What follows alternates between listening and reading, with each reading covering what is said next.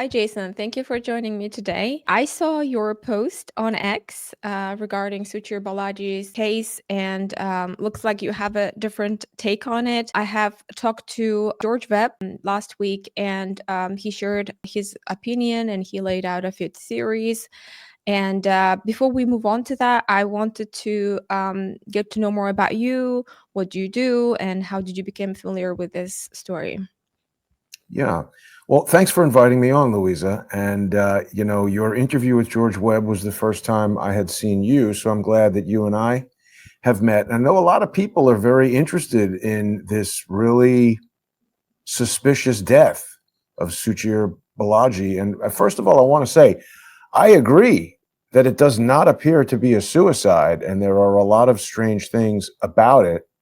The reason I became interested is, I've been an investigative journalist and a social media journalist for 8 years. You see, the problem I had with George's reporting on Suchir Balaji, who I agree was killed, doesn't seem like a guy who would commit suicide at that time in his life, nor does the crime scene reflect what a suicide would look like. So I agree that he was killed, but I don't think we can jump to the conclusion that Sam Altman or OpenAI had anything to do with that. There's a lot of people who would want an AI whistleblower who's going to change laws around how AI is trained and who gets paid by large language models that are trained on copyright infringing material. There's a lot of people who don't want that testimony coming out.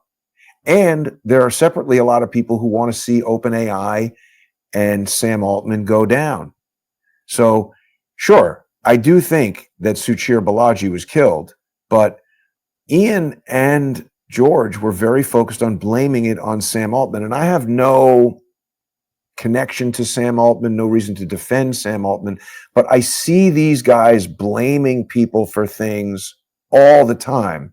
And I've become hypersensitive to jumping to a conclusion and blaming someone for a crime when you have insufficient evidence to prove that that person was involved. So I got the feeling from my interview with George Webb is that he believes more that it could be the Chinese AI model behind it. That's the feeling I got from the conversation, that he's more steering towards the DeepSeek and how they could have stolen the hard drive. How could they influence the medical examiner in San Francisco? How could they influence a police investigation? How could they do all the things that have been happening that make no sense? Anybody could break into somebody's apartment and kill a person. Anybody could case out a condo complex and realize, hey, they have security cameras on these entrances, but not on these entrances. But very, very few people can influence the local police and the medical examiner. That falls into the realm of the FBI and the IC. They could do that. I don't know that the Chinese AI company could do that so easily. I don't know that OpenAI could do that or Sam Altman could do that so easily. That's the FBI doing that. So what do you think? What is your take? What do you think? And why? Well, now, I mean, you're asking me to guess. I'm so far been commenting on evidence and, very, very little speculation. Why they would do that, I don't know. What do you think stands out for you looking at the evidence? Well, the thing that stands out the most is that it seems obvious to me that the medical examiner and the police are being very uncooperative with the parents. And why would they do that? They obviously want to cover something up. Now, Suchir Balaji's mother said something very interesting in her interview with Tucker Carlson. She was talking about the timeline. She's a very meticulous woman, and I mean, that makes sense. Her son is a genius, and I suspect she has some degree of genius. And I'm not doing anything other than making an observation. It was very unusual to me that a mother could so methodically recount the details of her son's grisly murder without any kind of emotional reaction. And I don't bring that up to say that I distrust Suchir Balaji's mother, but I think that anyone who is a genius on the level that we're told that he was is probably somewhere on the so-called spectrum where perhaps their personal interactions aren't what other people would call normal. I want to be very careful how I say this because I'm not trying to disparage the woman. I'm saying this lends to her authenticity. She herself might be somewhere on this spectrum where her emotional reactions to her son's death aren't what we would expect, possibly because she's a genius on some other level. Maybe that hasn't been realized. I don't know that much about the mother, but I just found that an interesting aspect of how she recounted the details, and it undergirds what I'm about to say. She seemed very focused on the details, like meticulously focused in a Rain Man kind of way. Her memory was like unbelievable. And it makes sense to me that a genius kid would have a genius mom or, something like that. So she said that she went to the condo complex or something and they wouldn't let her in. And so she was recounting the various times that things happened. Yes. And she was disputing the time that the police said that something happened. She said it happened at, like 1:09 a.m. They said it happened at 1:13 a.m. Now, I don't get into magic or gematria or anything, but there is a technique in espionage, spying, called steganography. Are you familiar with that word?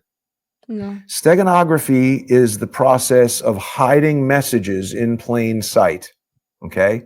Now, it can be done digitally nowadays by encoding a message into a JPEG image or something like that. So if I just text you an image, somebody finds your phone and it's like, well, this is just Jason standing at the Arc de Triomphe in Paris.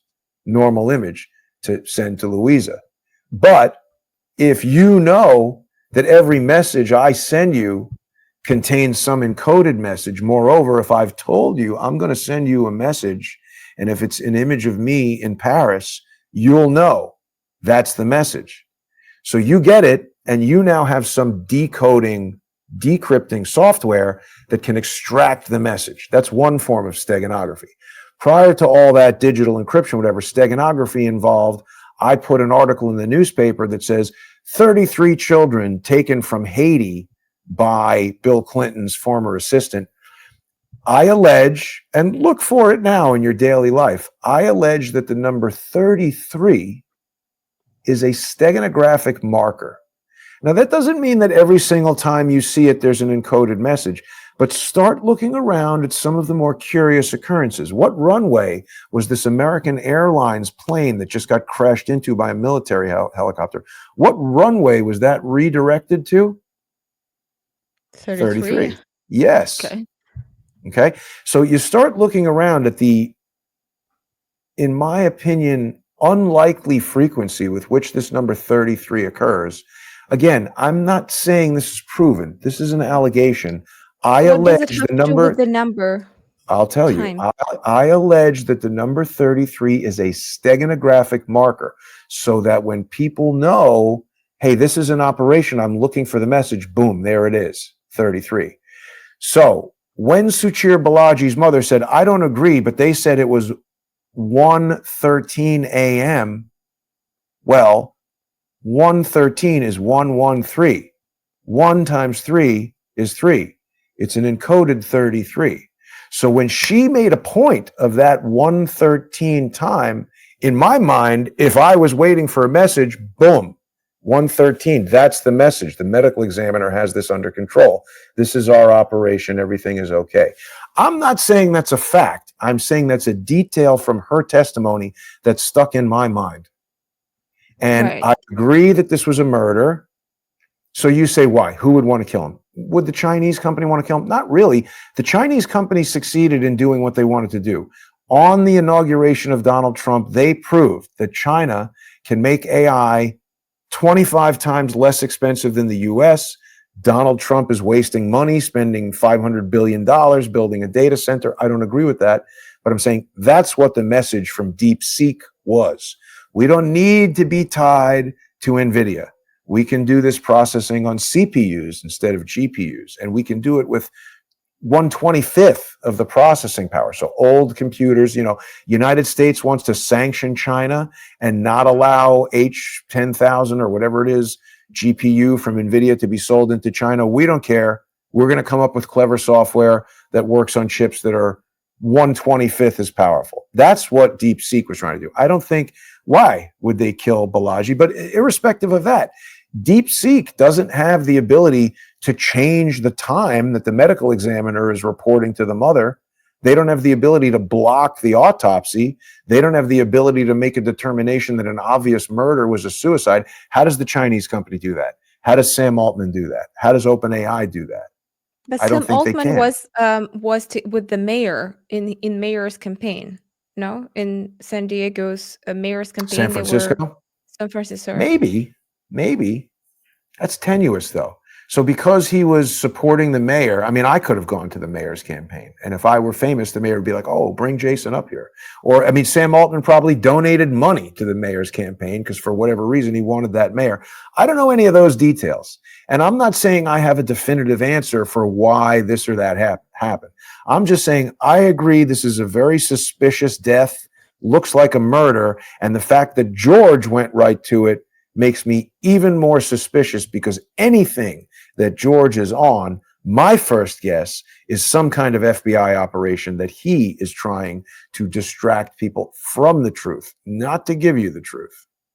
Okay, so then what could be the truth? So right now, the suspicion is on OpenAI that they didn't want the lawsuit that New York Times was that brought against them, and that Suchir Balaji was a custodian witness.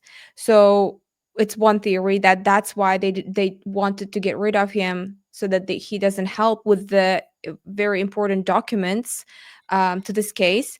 Another is that DeepSeek, they stole this data set that feeds the model, and that's why they were able to advance way more than That's OpenAI. likely, by the way. Yeah. What else could there be?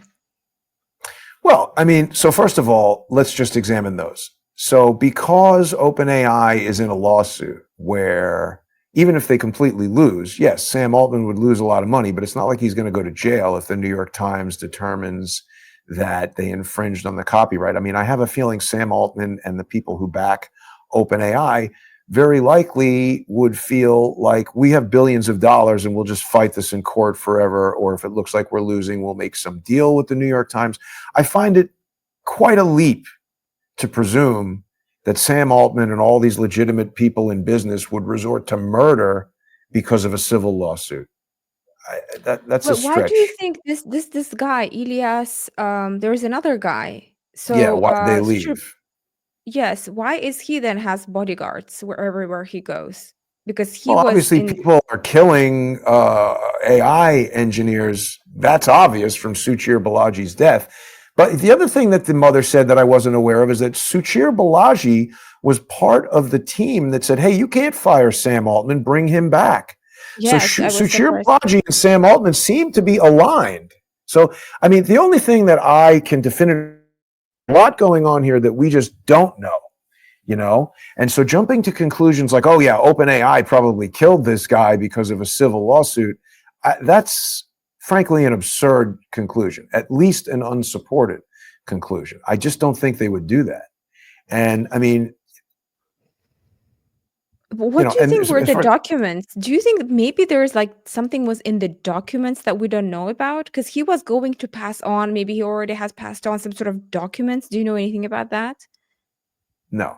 I mean, again, there's a certain part of this investigation or any investigation that relies specifically on the hard evidence, which is the documents and whatever testimony and whatever we can find from this kid's computer or whatever. And then there's the other part where it's just like my spidey sense starts going off. Like, wait a minute, what is George doing over here? Why is George making a false statement about this particular thing or that particular thing?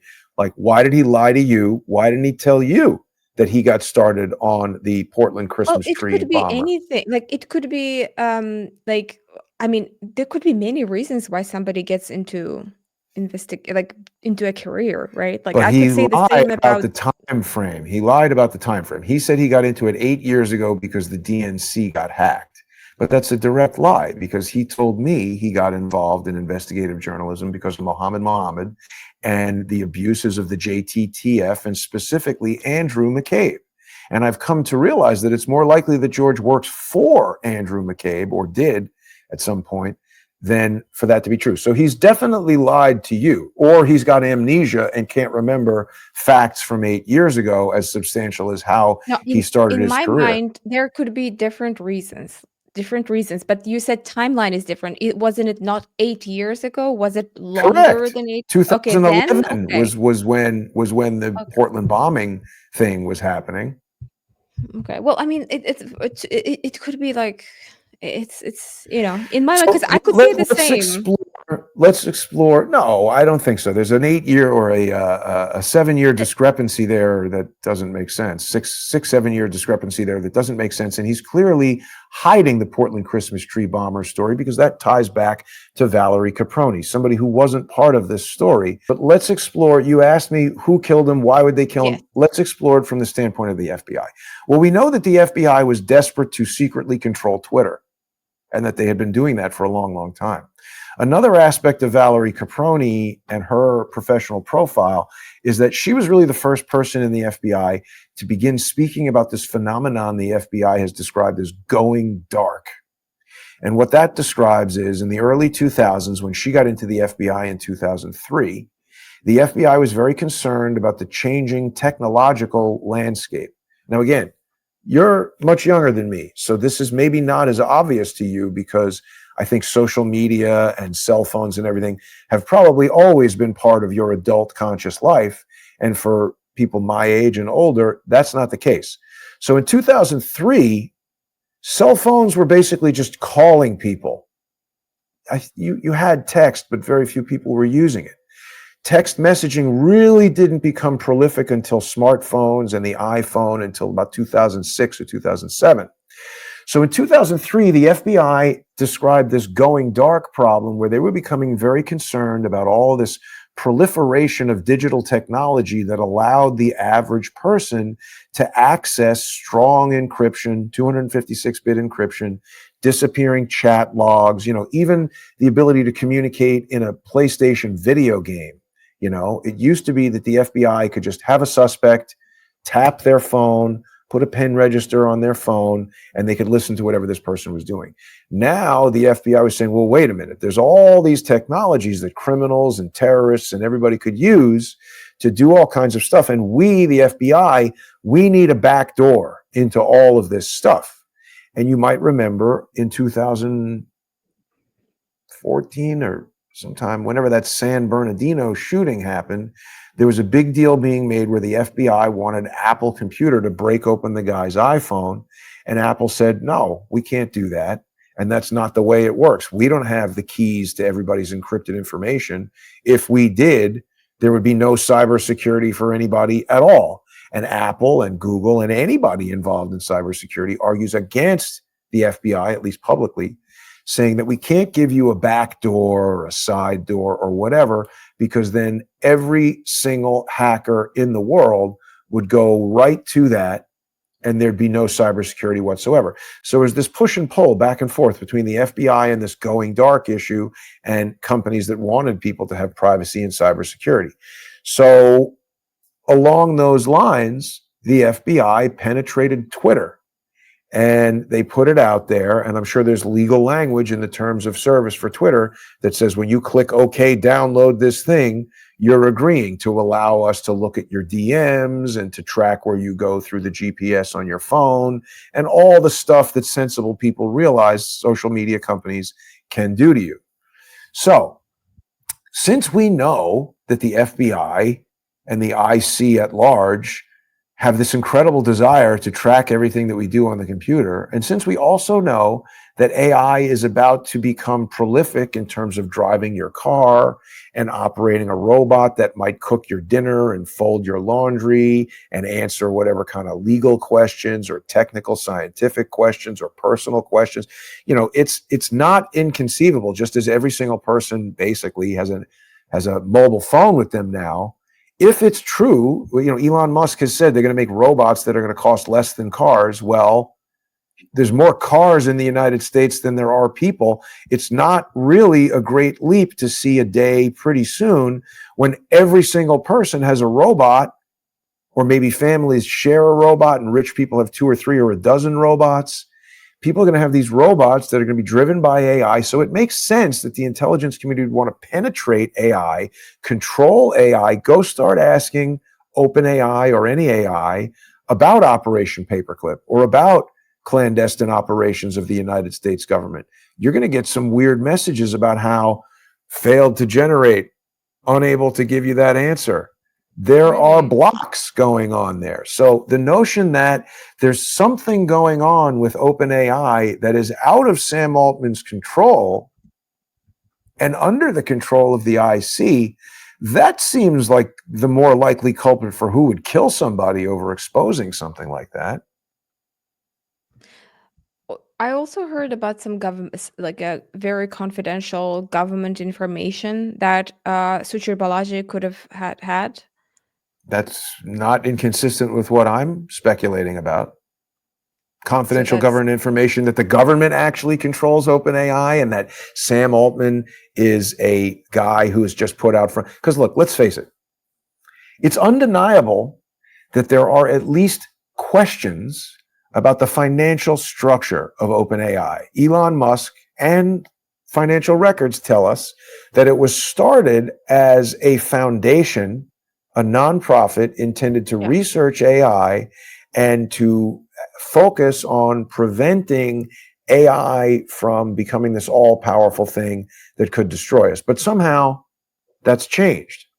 Now, there's very little doubt that if the FBI, the DOJ, the intelligence community, if OpenAI or Sam Altman were doing something that they didn't like, they could at least begin prosecuting them for that, for the financial aspects of what the hell is going on with your company. Why haven't they done that? I don't know. But again, it's consistent with this notion that the intelligence community controls or is in bed with OpenAI. Look, I know this is a sensitive topic for viewers in Germany, but obviously the National Socialist Party in the 1930s and the 1940s was a fascist organization, and we've lost a lot of definition of what fascism is. Fascism is the combining of government and corporate power in an authoritarian kind of manner. And we know that Operation Paperclip happened. It's been admitted to, it's been partially declassified. So the CIA hid the fact that we had actual Nazis working in companies and government agencies. And so my grand allegation is that the CIA and the United States intelligence community is like a fascist gasket. It is there to protect the corporate interests and to cause the entire world, including the citizens of the United States, to believe that the United States is a free and open, fair market economy where corporations are free to exist and the government doesn't control them and the government doesn't pick winners and losers in the corporate world, and the government isn't using corporations to do things that get around the Constitution, like have Twitter spy on you with, in violation of the Fourth Amendment. The government's not allowed to do that, but Twitter's a private company. So I believe the United States is a fascist society, but not because of Donald Trump. It's because of the rogue intelligence community and the crazy decisions that they've been making since the end of World War II, maybe before. And George and his brother are part of that.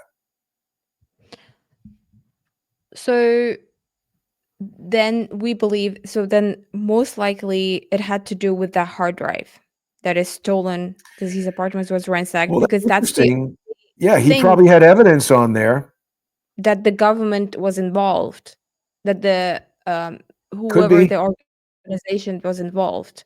And one of the Suchir's friends shared that Suchir had a lot of information and a lot of ideas, and he was going to open his own research lab, and he wanted to build something like AGI, so artificial general intelligence, that would ChatGPT is AI and AGI is an artificial intelligence that can think, that can reason, and that can apply gained knowledge to make certain Are decisions. you sure ChatGPT can't do that yet? I That's don't another know. That's question. official. That's the That's a official. big question.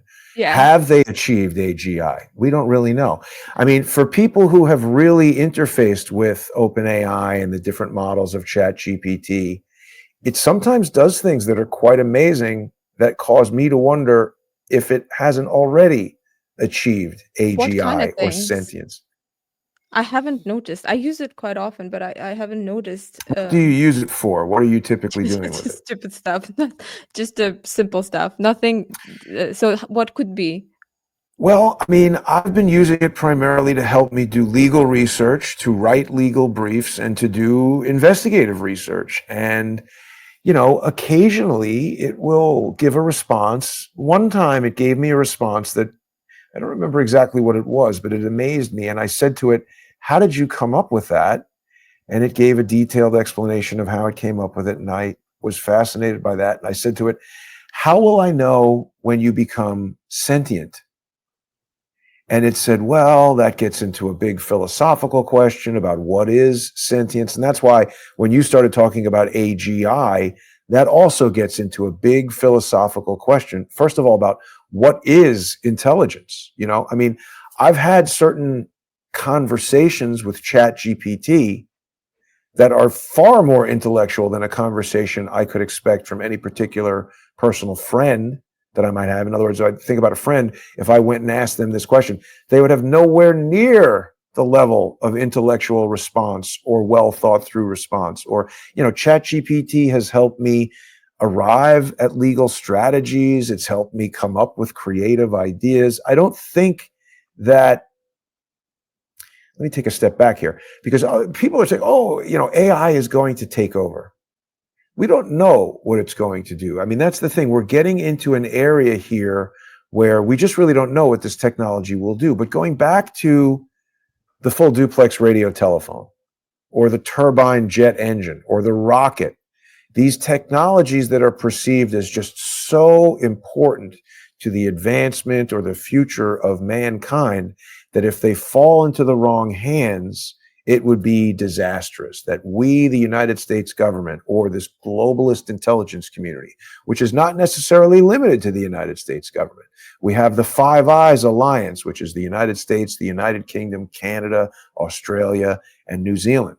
And there are other people who speculate that Israel is part of that and that NATO is part of that. We have all of these different intelligence and military alliances that have various strategic goals and desires. And I just think, Louisa, if you right now in your garage achieved nuclear fusion at room temperature, I guarantee somebody would come over to talk to you and they'd say, hey, that's a good invention. Why don't you come work for us?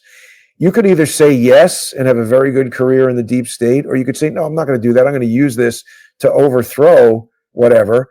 They'd kill you and take it. Going back to Suchir, his case is reopened. I have a feeling that it's not The investigation into his death is reopened?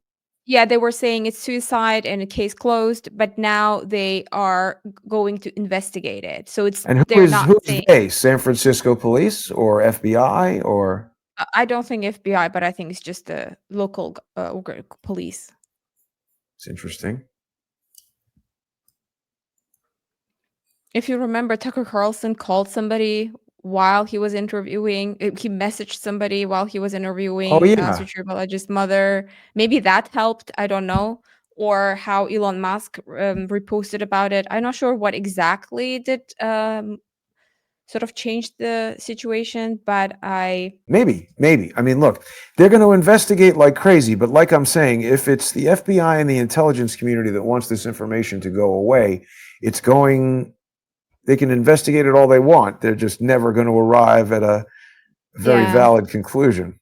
Unfortunately, that's my sense. It just feels like already the evidence is already too late. Right. Distorted. If they let the people go Correct. in, and it just feels like, what is there? So it just feels like it's not, unfortunately, I mean, what do you think can be done? Or do you think it's already a, is there anything that can be done at this point to get justice and find the people who could have been involved, or is it just impossible? Nothing is impossible, but we're too close to the beginning of this mystery to know how it Yeah. might be solved. I mean, it took many, many years for me to gain a clearer understanding of the Seth Rich alleged murder. And I don't even know if I have a clear understanding of that yet, but George was all over that as well. And that's another case where why was the FBI involved in that at all? It seems years later that that was a case where they were trying to, again, the FBI seems to have set that up. Okay, so I also wanted to know, because you mentioned Ian Carroll several times, and he's very popular on X. What do you think? Is there a link there? Well, it's interesting. Ian Carroll first approached me asking questions about a guy named Quinn Michaels, who was introduced to me by George. Now, I'm sure this is just a coincidence. Okay. Who's Quinn Michaels? Is he some? He's another crazy guy who's part of their network of losers and liars. But the point is, I haven't dealt with Quinn Michaels in 5 years, 6 years. Why is Ian Carroll suddenly asking about him? And why was there no more interest in Quinn Michaels after Ian Carroll got my attention? See, there's certain things that they might do. I don't know, Louisa, are you into fishing? Have you ever gone fishing? But No. You're aware that when people go fishing, what do? They take a little worm and they put it on a hook and they dangle it in the water in front of the fish because they know that fish like to eat worms. Now, if the fish knew that it was biting into a hook and getting reeled out of the water, it would be unlikely to eat it, but it's attracted to the worm. So what does Jason want? Jason wants to increase the viewership of Crowdsource the Truth. He wants people to follow him on X at JG_CSTT. So certain things are likely to fulfill those desires. And when someone operating a very large X account starts interacting with your X posts and showing interest in what you're talking about and what you're saying. I mean, Louisa, I've just encountered you for the first time a week or two ago, and I saw what you were posting on X and I was interested in it. I don't know how many followers you have versus how many followers I have, but I've built this account up to 60,000 some odd followers. So I'm just asking you cold. I've never asked you this before, but when a 60,000 strong X account starts interacting with your important post, isn't that attractive to you, that you like it when larger accounts are paying attention to what you're posting because it's likely to cause more people to see what you're posting, and your purpose in doing what you're doing is to spread information. So if something happens that's likely to help fulfill your purpose, you're going to like that. So when Ian started interacting with my Twitter account over Quinn Michaels, my first reaction wasn't to become suspicious over somebody interacting with this 5-year-old material. I just said, yeah, whatever. This guy's interested in AI and cryptocurrency. And yeah, Quinn Michaels and I did some interesting videos way back when. And I just started interacting with Ian. And I figured it seems like an interesting, decent guy. He's got a huge account. And we started interacting. But then he did some things that I found suspicious.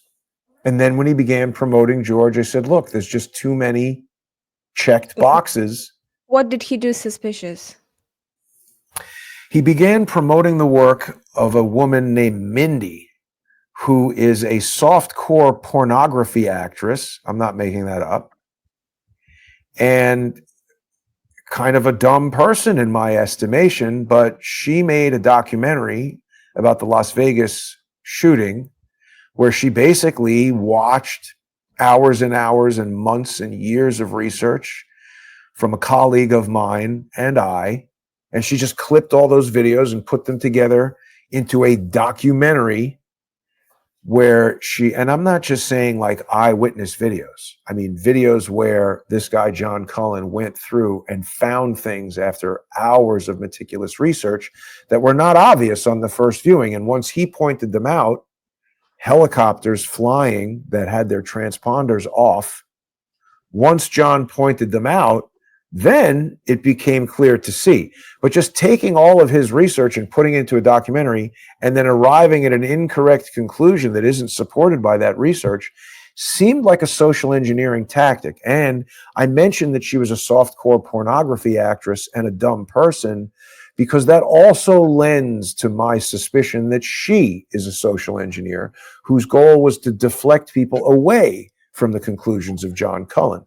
So But it was Ian, very suspicious to me when Ian started promoting her. And maybe she then, didn't know. Maybe she even didn't know. after he interacted with me and John Cullen and had hours of phone calls about what was really going on there, he didn't now pivot and say, oh, hey, you know what? The real person who knows all about this is John Cullen and Jason. He didn't do that. He kept By the promoting way, Mindy. he was in an Idaho coffee, some kind of like an Idaho, event, that's where it was. Yes, and that's where he George went named to. you. He said for Las Vegas shootings, you should go to Jason Goodman. That's how I found you, by the way. Well, I appreciate that, but you got to be very careful with these social engineers because they'll do things like that. For years, George would only say positive things about me because a lot of people will see this video and say, oh, Jason's saying all this mean stuff about George. He's jealous of George. So this is a manipulation, you see, because I'm from New York. And if somebody comes at me in a way that I don't like them, they're going to know about that right away. What I learned from my time living in Los Angeles is that that is not how Los Angeles works. In Los Angeles, if people don't like you, oh, Jason, this is fantastic. We love you. And the second you leave the room, okay, let's destroy that guy. So you see, you got to be very careful with some of these people who are just incredibly sugary sweet and very complimentary. And this is how misdirection works. You've seen prestidigitation, right? Card tricks and magic. Prestidigitation. It relies on misdirection. While you're looking at this hand over here, this hand is doing something that you didn't quite see. So, oh, Jason's a fantastic, great guy. People should look No, at his but I Las think Vegas. it's still good that he directed people to your work. He didn't say anything good. He just said, for this case, talk to this guy. For Las Vegas shootings, talk to Jason Goodman. He's So in it a was very damage quick. control. He's in a damage control mode where it comes to me because if the things that I'm saying are correct, he knows that a lot of people, not as many as follow him, but he knows that the people who follow me and listen to Crowdsource the Truth for the most part are aware that I've been around for kind of a long time doing this now, and that I'm aware a lot of these deceptive social engineering tactics, and that one of my main focuses is telling people how to identify them. Now, listen, Louisa, I hate to do this to you because I'm really enjoying Yeah. our conversation, and we could go on for much longer. We could do another interview in the future if you'd like. And I welcome anyone to challenge what I'm saying.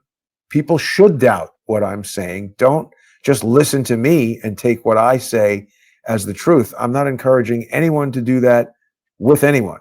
Run down every single thing that I've said, challenge it. Maybe I'm wrong about some of these things. People can find evidence and show it to me, and I'm happy to change my position. But right now, I believe everything I've just told you is true and correct. And that's basically that. Thank you, Jason. Thank you, Louisa.